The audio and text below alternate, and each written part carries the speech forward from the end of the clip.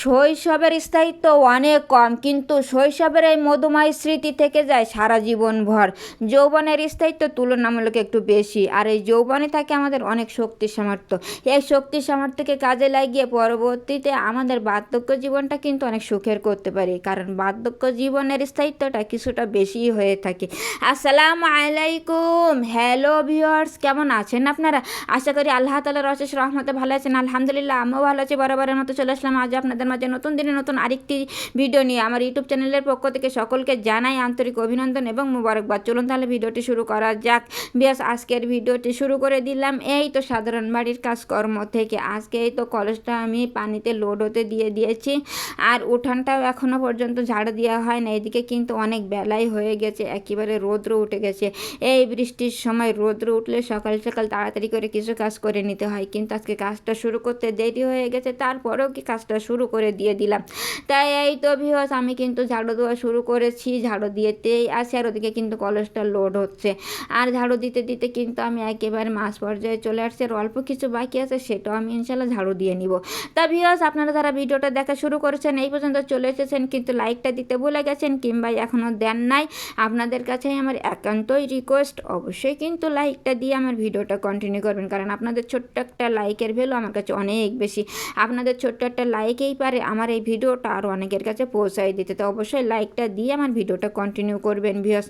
তাই এই তো দেখেন, আমার কিন্তু উঠানটা ঝাড়ু দেওয়া শেষ। এইবার ঝাড়ুটা রেখে দিয়ে দিলাম, চলে গেলাম। এইবারে কোথায় যাব, কাজ আছে এখনও, কারণ কাজটা শুরু করতে দেরি হয়ে গেছে, সব কাজ জমাই আছে, একের পর এক সব কাজ আমি করে নেব। তো এই তো হাতটা আমি ওয়াশ করে নিয়ে নিলাম, ওয়াশ করে আবার পানিটা আমি দিয়ে দিলাম। কলসের ভিতরে লোড হতে থাকে, এখনও বাকি আছে কিছুটা লোড হতে। আর এই কাপড়গুলো কিন্তু ধোয়া ছিল, কিন্তু এখনও মানে রোদ্রে মেলাই দেওয়া হয় নাই। কারণ কি বলতে পারেন ভিউয়ার্স, অবশ্যই একটু বলে দিবেন কের জন্য আমি আগে মেলাই নাই, এইটা আপনাদের কাছে আমার প্রশ্ন থাকলো। তা যাই হোক, কাপড়গুলো আমি একে একে মেলাই নিয়ে নেই। আর ভিউয়ার্স, যদি আমার ভিডিওর কোনো একটু অংশ আপনাদের কাছে বিন্দুমাত্র হলেও ভালো লেগে থাকে, তাহলে অবশ্যই একটু বন্ধুদের সাথে থাকবেন, কারণ এই প্ল্যাটফর্মে আপনাদের বন্ধুত্ব, আপনাদের সাপোর্ট কিন্তু আমার একান্তই প্রয়োজন। তাই অবশ্যই একটু বন্ধু হয়ে থাকবেন, বন্ধু বান্ধবদের মাঝে একটু শেয়ার করে দিবেন, দিয়ে আমাকে একটু সাপোর্ট দিবেন। আর আমিও ইনশাল্লাহ আপনাদের বন্ধু হয়ে যাব, একসাথে নিশ্চয়ই আমরা আমাদের কাঙ্ক্ষিত লক্ষ্যে পৌঁছাই যাব। তা যাই হোক, কাপড়গুলো মেলানো শেষ, আর ইতোমধ্যে আমার কলসটাও লোড হয়ে গেছে। আর এখন পানিটা আমি অফ করে দিয়ে দিলাম, দিয়ে এইবার কলসটারে নিয়ে আমি জায়গায় রেখে আসতে যাব। জানেন তো কলসটা কোথায় থাকে? আমার ভিডিও যারা দেখেন তারা অবশ্যই বলতে পারবেন। তো কলসটা আমি রেখেই আসি। আর এই দিকে দেখেন, এইটা কিন্তু সকালবেলার সেই ভর্তা আর ভাত, আজকে আর রাইস কুকারে দেওয়া হয় নাই, আজকে মাটির চুলায় দিয়েছি, যেহেতু এখন রৌদ্র উঠতেছে, এখন আর কোনো সমস্যাই নাই, তাই মাটির চুলায় এদিকে ভাতটা হতেই আছে, আর ওদিকে কিন্তু কাজকাম করেই নিচ্ছি। আর এই তো এখন আরেকটা কাজ বাকি আছে, দেখেছেন কি পরিমাণে আজকে রৌদ্র উঠেছে। আজকে রৌদ্র উঠেছে, রৌদ্র তো আবার প্রপার ইউজ করতে হবে, তাই না? কাপড় চোপড় মেলাই দিচ্ছি, উঠান বাড়ি ঝাড় দিচ্ছি, পানি উঠাইছি। আর এখন কি করতেছি, এখন কাঠগুলো আছে, রৌদ্র উঠছে, কাঠগুলো এখন আমি একে একে সব এই তো রৌদ্রে দিয়ে দেবো। তাই তো আমি সব কিছু কিন্তু কাঠগুলো রৌদ্রে একটা একটা করে খাড়া খাড়াভাবে দিয়ে দিচ্ছি, যাতে একটু রৌদ্র এসে দ্রুত শুকাই যায়, আর তারপরে দুপুরে রান্না করা যাবে। শুধু তো এইগুলা না, আর এইগুলোও দেখেন এখনও এই যে চালের উপরেও দিয়ে দিছে, চালের উপরে একেবারে প্রখর রোদ, চালের উপরে তা কোনো গাছ নাই, চালের উপরে একদম প্রখর রোদ, এগুলো খুব দ্রুতই শুকাইয়ে যাবে। তারপরে এবারে দুপুরবেলা বাজারে থেকে একটু দেখাই দেয়, আজকে আনা হয়েছে, এই তো আজকেও কেওড়া আনা হয়েছে। সে কেওড়াগুলো আমি বাইর করে নিলাম, শুধু তো কেওড়াই নাই, আরও আনা হয়েছে এই যে পুঁই শাক, পুঁই শাকগুলো আমি এখন বাইর করে নিব। তাই তো প্যাকেট থেকে আমি পুঁই শাকগুলোও বাইর করে নিচ্ছি। আর এই দেখেন মাশাআল্লাহ, পুঁই শাকগুলো কত তরতাজা আর কত টাটকা, তাই না?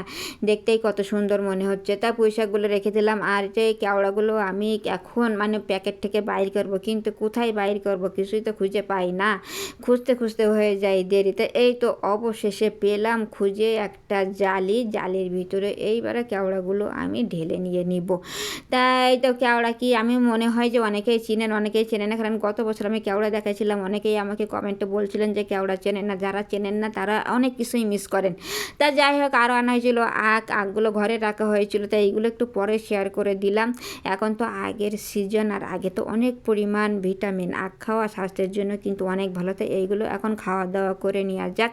তারপরে এবার চলে আসলাম রান্নার দিকে। রান্নার জন্য কিন্তু এদিকে তেলটা হিট হয়ে গেছে, আর ওই দিকে কিন্তু মাছগুলো এই তো মেরিনেট ম্যারিনেট করা হয়ে গেছিলো, এইগুলো কিন্তু আজকে আনা হয় নাই, গতদিন আনা হয়েছিল, সেইখান থেকে বাইর করা হয়েছে, হয়ে ম্যারিনেট করে এখন কিন্তু এই যে ফ্রাই প্যানে দিয়ে দেওয়া হলো। তাই তো এক এক করে ফ্রাই প্যানে দেওয়া হচ্ছে, একটা একটা করে দিয়ে এইবার লাল লাল করে সুন্দর করে ভেজে নিয়ে নিব। তাই এই তো আমার দেওয়া ডান, এইবার শুধুমাত্র ভেজে নিয়ে যাক। আর এই তো সেই পুঁই শাকগুলো কিন্তু কাটা বাছা করা হয়েছে, ওর সাথে কিছুটা আলু অ্যাড করা হয়েছে। এইবার শুধু রান্না করার অপেক্ষায় আছি। তা যাক, রান্নাটা করে নেওয়া যাক। এখানে কিন্তু মশলা একেবারে কষানোর ডান, আর তারই উপরে কিন্তু দিয়ে দেওয়া হচ্ছে সেই পুঁই শাক আর আলুগুলা। তা প্রথম স্টেপে তো অনেকগুলাই থাকবে, আর এইগুলো অনেক কেয়ারফুলভাবে একটু নাড়াচাড়া করতেই হবে, যেহেতু প্রথম স্টেপে অনেকগুলি আছে। আস্তে আস্তে মশলার সাথে একটু কষিয়ে নেওয়া হচ্ছে। তাই তো মোটামুটি কিন্তু কষানো হয়ে গেছে এক সাইডে, আর এক সাইডে একটু কষিয়ে নিয়ে নিলাম, আর এইবার এক জায়গায় করে একটু ঢেকে দিয়ে হচ্ছে। তাই তো দেখতে পাচ্ছেন যে কতটুকু হয়ে গেছে কষানোর ডান। এইবারে কিন্তু দিয়ে দিলাম পানি অ্যাড করে। তা পানিটা যখন দেওয়া হয়ে গেছে, এইবারে তো মিলাই নিতে হবে, কি বলেন ভিউয়ার্স, তাই না? না মিলালে কি হবে? তাই তো সুন্দরভাবে একটু মিলাইয়া নিয়ে নিলাম। এবার আবার কিছুক্ষণ ঢেকে কুক করতে হবে, তাই ঢেকেই দিয়ে দিলাম। আর এই পর্যায়ে কিন্তু দেখেন মাছ দেওয়ার টাইম কিন্তু চলে আসছে, একটু নাড়াচাড়া করে নিয়ে নিলাম, নিয়ে এইবার কিন্তু মাছগুলো অ্যাড করে দিয়ে দিচ্ছি। যে মাছগুলো তো কিছুক্ষণ আগে ভাজা হয়েছিল সেই মাছগুলো অ্যাড করে দিয়ে দিলাম, সব তরকারির উপর একটু ছড়াই দিয়ে দিলাম, দিয়ে এই তো একটু তরকারির ভিতরে চেপে চেপে দেওয়া হয়ে গেল। আর এইবার আবার কিছুক্ষণ ঢেকে কুক করতে হবে, তাহলে মাছের ফ্লেভারটা তরকারির ভিতরে ভালোভাবে চলে যাবে। আর এইবার দেখেন ফাইনাল লুকটা কেমন হয়েছে। তা পুঁই শাক দিয়ে তেলাপিয়া মাছ, এইটা খেতে কিন্তু অনেক ভালো লাগে, আর বিশেষ করে এমন তরতাজা পুঁই শাক যদি থাকে তাহলে তো আর কথাই নাই। তা ভিউয়ার্স, কেমন লাগলো পুঁই শাকের রেসিপিটা অবশ্যই কিন্তু জানাতে পারেন। তাই তো এই রেসিপিটা রেখে দিয়ে দিলাম। এইবারে চলে গেলাম দ্বিতীয় রেসিপিতে। দ্বিতীয় রেসিপির জন্য এই তো এখানে কী কী আছে, চাল কুমড়া, আলু, এখানে আছে ওলের ডাঁটা, ওল, এইগুলোই কুচিয়ে নেওয়া হয়েছে, মানে সব মিলাই আজকে একটা ভাজি করা হবে। তাই এখানে মশলা পানিটা কিন্তু গরম হয়ে গেছে, তার উপরে কিন্তু সমস্ত প্রকারের সে ভাজি কুচানো হয়েছে সেইগুলো সব অ্যাড করে দেওয়া হলো। দিয়ে এইবারে সুন্দরভাবে একটু নাড়াচাড়া করে একটু মিশিয়ে নিতে হবে। তাই তো নাড়াচাড়া করে মিশাতেই আছি। আর ভিউয়ার্স, আজকেও কিন্তু পাখি প্রচুর পরিমাণে আওয়াজ করতেছে, প্লিজ একটু কনসিডার করেই নিয়েন। কি আর করব, পাখির আওয়াজ থেকে রিমুভ হতেই পারি না আমি। তা যাই হোক, এবার একটু ঢেকে দিয়ে দিলাম। আর এই পর্যায়ে দেখেন পেঁয়াজ রসুনটা একেবারে ব্রাউন কালার হয়ে গেছে। আর তার উপরে ভাজিটা দিয়ে এখন সোপ না হওয়া পর্যন্ত, তো তেলটা সোপ না হওয়া পর্যন্ত ভাজতেই হবে। তা আমি এই তো ভাজতেই আছি অনবরত নাড়াচাড়া করে। অনবরত নাড়াচাড়া করতে করতে ভাজিটা এক সময় শেষ হয়ে যাবে ভাজাতেই। তো আমার ভাজা শেষও হয়ে গেছে। আর ফাইনাল লুকটা আপনাদেরকে দেখিয়ে দেয়, এই দেখেন অনেক প্রকার মানে সবজি দিয়ে একটা ভাজি করা হয়েছে। এই ধরনের ভাজি খেতে আমার কাছে তো অনেক ভালো লাগে। তা আপনাদের কাছে কেমন লাগে ভিউয়ার্স, আর ভাজিটা কেমন হলো অবশ্যই কিন্তু জানাবেন। তা ভিউয়ার্স, সব মিলে আজকের ভিডিওটা কেমন হলো অবশ্যই কিন্তু জানাবেন। ভালো লাগলে বন্ধুদের সাথে থাকবেন। এই পর্যন্তই, আল্লাহ হাফেজ, আসসালামু আলাইকুম।